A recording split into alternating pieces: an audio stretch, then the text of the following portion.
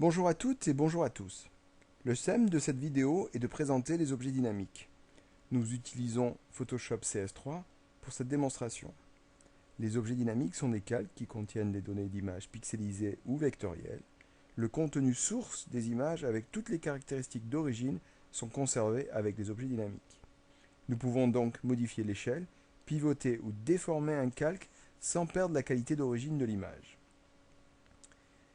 J'ai à l'écran un document ouvert dans lequel je vais pouvoir intégrer soit par la commande ouvrir en tant qu'objet dynamique, soit par la commande importer une photo. Je double-clique sur l'image. Elle va apparaître directement avec des diagonales qui permettent de redimensionner cette image. Vous avez l'opportunité soit de sélectionner entre la longueur, la hauteur et la largeur le petit maillon qui permet de conserver des proportions. Dans ce cas-là, vous allez voir que vous pouvez modifier l'image d'une façon homothétique. Donc là, je vais aller récupérer l'un des bords de cette image et la réduire. Là, pour les besoins de la présentation, nous allons la réduire très fortement parce que c'est dans ces cadres-là, dans ce cas-là, que nous avons la perte de qualité si cette image n'était pas un objet dynamique. Je valide. Je vais maintenant ouvrir la même image mais d'une façon classique, c'est-à-dire elle figure sur un calque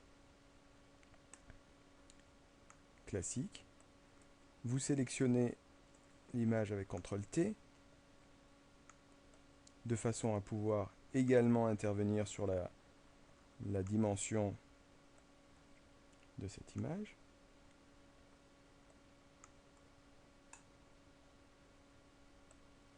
Vous voyez que nous allons la réduire d'une façon relativement importante.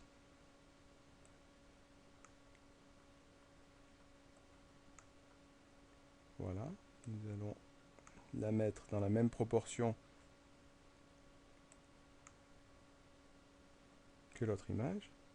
Et là, vous voyez bien que je n'ai pas sélectionné conserver les proportions et je me retrouve avec une image beaucoup plus plate, mais c'est pas un souci, vous pouvez la mettre dans la proportion qui vous convient. Nous nous retrouvons donc avec deux images aux mêmes dimensions et nous allons sélectionner par exemple la photo qui est sur le calque dynamique, toujours avec le raccourci CTRL-T. Nous allons lui redonner une dimension relativement importante et nous faisons la même chose avec l'image qui est sur un calque, on va dire classique.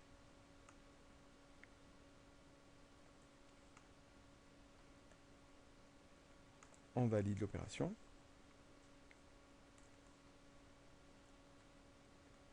Et là, vous allez tout de suite voir la différence entre l'objet dynamique, la photo qui est sur l'objet dynamique, qui n'a absolument pas perdu de la qualité, et l'objet et la photo qui figure sur le calque classique, qui est nettement moins nette, qui a perdu énormément en qualité et en définition.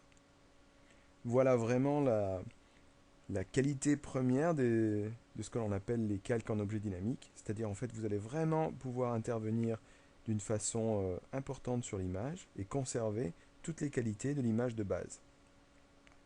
Petite précision, si vous voulez par exemple intervenir sur les niveaux du calque d'objet dynamique, vous allez vous rendre compte que vous n'avez pas accès à toute une série de réglages dans le menu image réglages, parce qu'en fait C'est un calque en objet dynamique. Vous allez pouvoir, si vous le souhaitez, intégrer un calque de réglage.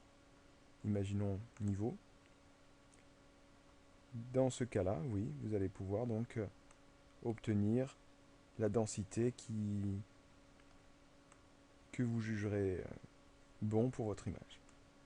Voilà, j'espère avoir un petit peu éclairci l'utilisation et l'utilité du calque d'objets dynamiques et en souhaitant vous revoir un petit peu sur ces tutoriaux. À très bientôt. Au revoir.